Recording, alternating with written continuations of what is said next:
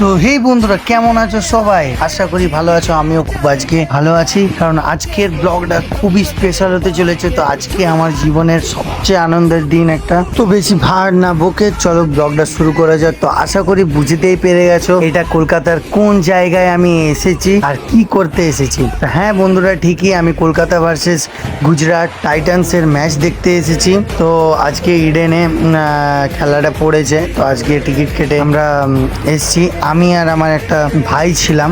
তো টিকিট কাটা হয়ে গেছে। তো টিকিটের ফটোটা দেখিয়ে দিচ্ছি, কারণ টিকিটের ভিডিওটা আমার কাছে নেই, কারণ আমার ফোনে স্টোরেজ ছিল না বলে আমি ভিডিওটা করতে পারিনি। তো ছবিটা দেখিয়ে দিলাম। তো টিকিটের মূল্য অনেকেই অনেক টাকা ভাবে, সত্যি মানে অনেক কম দামেও তোমরা পেয়ে যাবে। কারণ আমরা দেখছিলাম যে গার্ডেনের বাইরে অনেকজনা ব্ল্যাকে বিক্রি করছে, ঠিক আছে। তো আমরা বাইরে থেকে টিকিটটা কিনি, কারণ টিকিটের মূল্য 2500 টাকা নিয়েছিল, কারণ বলেছিল যে সামনে সিট পড়েছে, তাই আমরা নিয়েছিলাম। হয়তো 500 টাকারও টিকিট পাওয়া যাচ্ছিল, অনেকজনা বিক্রি করছিল। তো এবার কার কাছে কি রকম দাম বুঝতে পারছিলাম না। ফার্স্ট টাইম গেছি, সেরকম কোনো মাথায় কিছু ঢুকেনি। তো ফার্স্টে আগে টিকিটটা কাটা হয়ে গেছে 2500 টাকায়, তারপরে 500 টাকায় সবাই বিক্রি করতে আসছে। অনেকজনা আসছে বলছে 500, 1000 এরকম।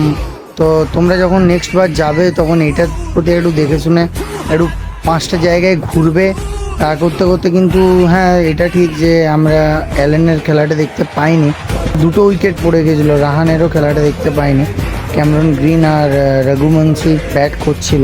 আর যদি ব্ল্যাকেই টিকিট কিনতে হয় তো তাড়াতাড়ি কিন্তু খেলা দেখার স্পটে পৌঁছে যেতে হবে টাইম নিয়ে, তাহলে কি তোমরা পুরো খেলাটা দেখতে পারবে।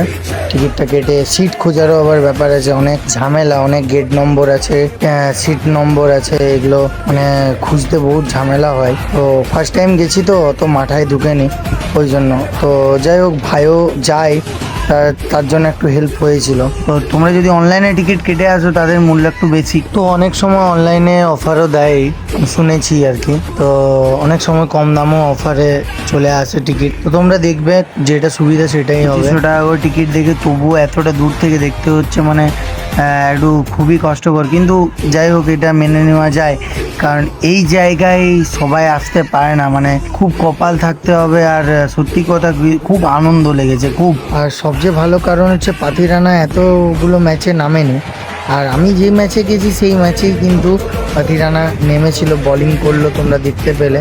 তো চলো এবারে ব্রেকিং টাইম। তো ফুল ভিডিওটা আমি নিতে পারিনি লাস্ট অবধি, কারণ হাওড়াতে ট্রেন ছিল না, লাস্ট ট্রেন 11:30 কাছাকাছি। তো ওই জন্য আমাদেরকে বেরিয়ে যেতে হয়েছিল তাড়াতাড়ি করে। তো ব্লগটা এখানে শেষ করছি। টাটা, সবাই সুস্থ থাকবে, ভালো থাকবে, গুড বাই।